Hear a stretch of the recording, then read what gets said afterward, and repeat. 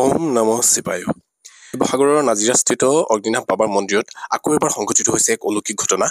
যোৱা সোমবাৰৰ দিনা এগৰাকী কিশোৰীৰ মূৰত জটা বান্ধিছিলে আৰু সেই জটা বন্ধাৰ ছাত্ৰীগৰাকী আহিছিলে অগ্নিনাভ বাবা মন্দিৰলৈ।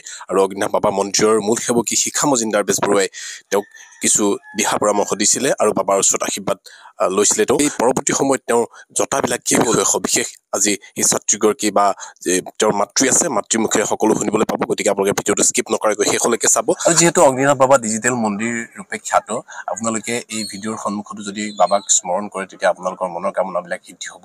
গতিকে আপোনালোকে আপোনালোকৰ মনৰ কামনা সিদ্ধিৰ বাবে বাবাক স্মৰণ কৰাৰ লগতে জয় অগ্নিনাভ বাবা বা অগ্নিনাভ বাবা কৃপা কৰা বুলি কমেণ্টত এবাৰ লিখিবলৈ নাপাহৰিব।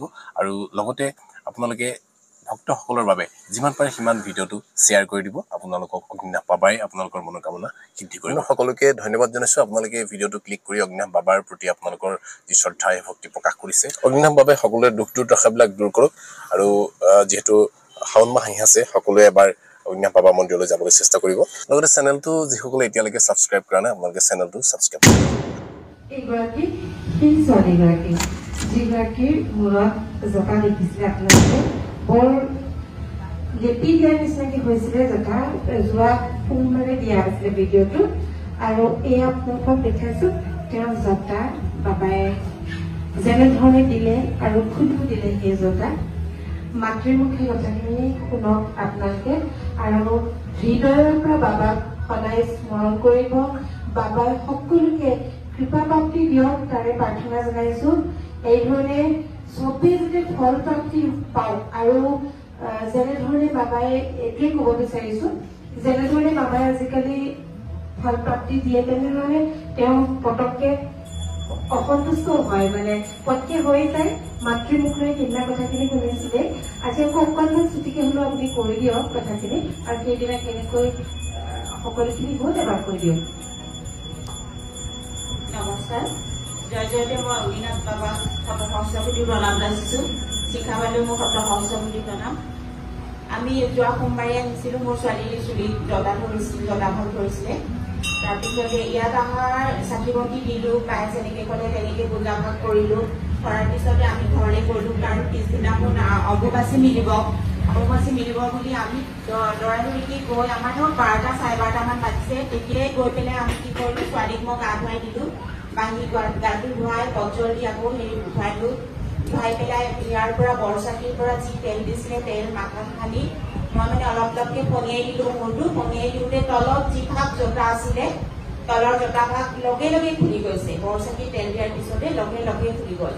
তাৰপিছতে আমাক বায়ে এনেকে কৈছিল যে ফণী হেৰি কৰিব, এনেকেও সপোনতো মোক নিৰ্দেশ দিলে বহুতখিনি কথা, যিখিনি মানে প্ৰকাশ কৰিবলৈ অলপ সময় লাগিব। সেইকাৰণে বহুত মানে যাত্ৰী আছে, মই নোৱাৰিম ক'ব। বহুত নিৰ্দেশ দিছে মোক সপোনত। তাৰপিছতে আমি আকৌ মঙলবাৰে ৰাতিপুৱা হেৰি হোৱাৰ লগে লগে অম্বুবাচী হোৱাৰ আগে আগে আকৌ তেল দি পেলাই কৰি দিলো। কৰি দিয়াৰ পিছতে ফণিয়াই কৰি দিয়াৰ পিছত বুধবাৰে বাবাক পুৰা আৰাধনা কৰি গা চা ধুই তাৰপিছতে বাবাক কৈছো আৰু যে জটাভাগ খোলা, তুমি বাবা খোলা। তুতি বিনতি কৰি মই যিমান মানে ফণিয়াইছো, লাহে লাহে দেখিছো ফণিৰ হেৰিয়েদি চুলিটো মানে পাতলকে গৈ আছে। মই বহুত কান্দিছো, সৰু ছোৱালীও বহুতকে কান্দিছে। মা খুলিছে দেখোন। লাষ্টত মানে মস্ত এটা মানে জটা আছে, আৰু সেই জটাটোৰ কাৰণে মই বাবাক তুতি বিনতি কৰিছো কান্দি কান্দি। বাবা এইটো জটাও খুলি দিয়া তুমি। তেতিয়া বাবাই মানে সেইটো জটা সময় নোহোৱাকৈ খুলি দিছে। তোৰ নহয় ভাগ বুলি কব, সেই জটা ভাগ খুলিলে, পুৰা খুলিলে, একে দাঁত যিটো সেইটো খুলি দিলে। তাৰপিছতে মই লৈ আহিলো ইয়াতে। তাৰপিছত এয়া বাক দিছো আৰু মন্দিৰত। ইমানেই মোৰ মানে বাবাৰ বহুত কৈছ, বাবাই ইমান সোনকালে যে এইটো কৰি দিব ভবা নাছিলো। একেদিনাই খুলি খুলিছে। ধন্যবাদ বাবা, ধন্যবাদ। একো নাই, ৰাইজ সফল হওক সেইখিনি আচলতে আশীৰ্বাদ কৰক আৰু ভাল হ'ব বাবাই।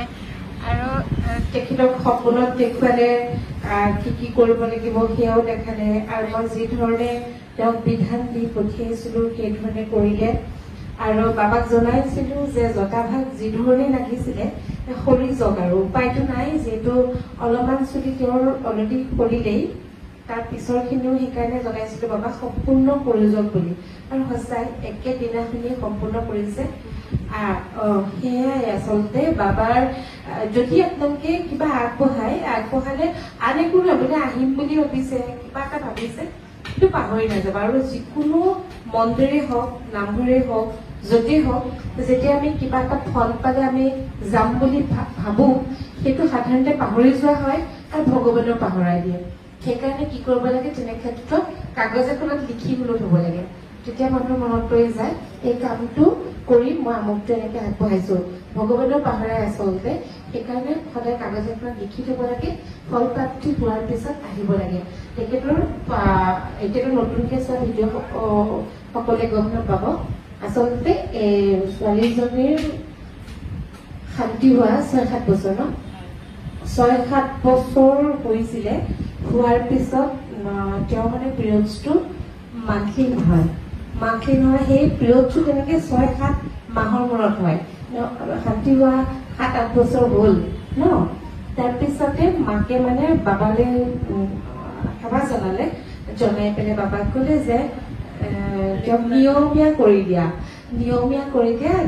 কৰি দিলে তোমাৰ ওচৰত যাম কিন্তু তেওঁ নিয়মীয়া কৰি দিলে বাবাই নিয়মীয়া কৰি দিলে কিন্তু তেওঁৰ আচলতে অহা দেৰি হৈ গ'ল বাবাৰ কথা তেনেকুৱা তোক মই ইমান লগালগ ফল প্ৰাপ্তি দিছো তই মোক কিয় পাহৰিছ সেইটোৱে আচলতে আমাৰ তেনেকে মানুহে আমি যেনেকে ভাবো তেনেকুৱাই কথা আচলতে তাৰপিছতে তেওঁ 6 মাহ বা বছৰেকত আমাৰ ইয়াত আহিম বুলি কৈছিলে কিন্তু 6 মাহ বা বছৰেক নহ'লেই 4 মাহতেই তেওঁৰ প্ৰথম 3 মাহ পিৰিয়ড ধুনীয়াকে হ'ল 4 নম্বৰ বাৰত প্ৰথম দিনাখনি 4 নম্বৰ দিনা প্ৰথম দিনাখনি আচলতে নহ'লে মানুহে পাহৰি যাব যে সেই পিৰিয়ডছৰ দিনতে সেই কথাটো হৈছে মানে তেতিয়াহে বুজি পাব মাকে প্ৰথম দিনাখনি অলপ চুলি কৰিলে আৰু পিছদিনাখনি সম্পূৰ্ণৰূপে একদম জটা মানে মূৰত পুৰা লেপি দিয়া নিচিনা হৈছিলে আৰু ক'বলৈ ভয়ো লাগে ধুনীয়াকে একদম তেনেকুৱা ধৰণে দিলে ছেকেণ্ড ডে তাৰপিছত অসুবিধা গাই আহিব নোৱাৰে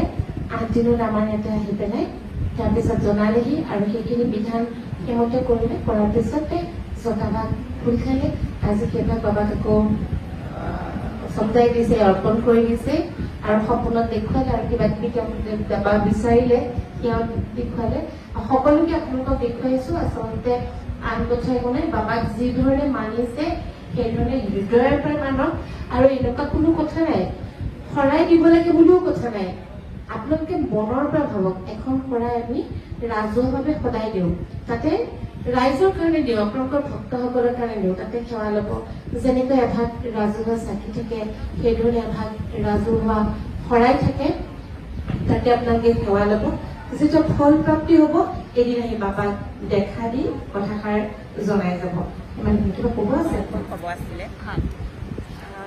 সকলোৱে আমাক আশীৰ্বাদ কৰক আমাৰ ছোৱালীজনী আজি তাই জন্মদিনো বাবাৰ ওচৰতে আজি তাৰপিছতে যদি চুলিখিনি সোনকালে মানে তাই যাতে ভৰপূৰ হৈ যায় আকৌ বাবাক এনেকে মুখখন দেখাবহি পাৰো যাতে আশীৰ্বাদ কৰক সকলোৱে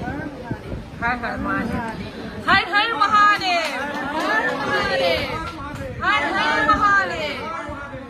জয় বাবা মুক্তিনাথ জয় বাবা মুক্তিনাথ জয় বাবা মুক্তিনাথ জয়